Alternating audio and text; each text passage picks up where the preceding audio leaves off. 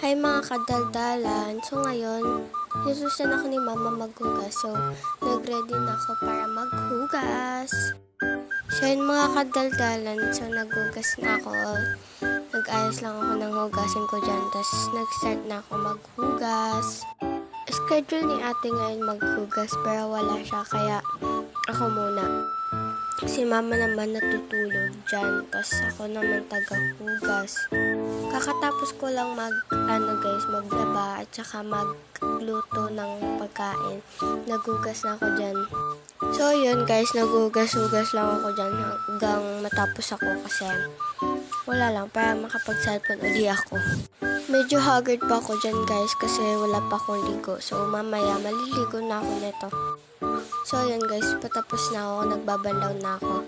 So nagpunas muna ako bago ko banlawan yung mga hinugasan ko. Medyo maingay dito sa amin mga kadaldalan kasi may nagchichismisan at nagwawalis. Charot lang. So yun na nga, na ako dyan, patapos na ako dyan, tapos ayun.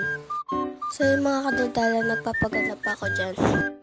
At ayun na nga mga kadaldalan, kumuha na ako ng Milo para may mga ngata. So yun na nga mga kadaldalan, nagunting na rin ako dyan ng Milo. So ayun mga kadaldalan, gusto ko kasi may ninangata kaya napagtripan ko na yung Milo. Naglagay na nga ako ng Milo dyan. So yun, tatapon ko na yung Milo. Nagugas na ako ng kamay, tapos ayun. Tapos yun, tinikpan ko na. So yun lang, salamat sa panonood mga kadaldalan.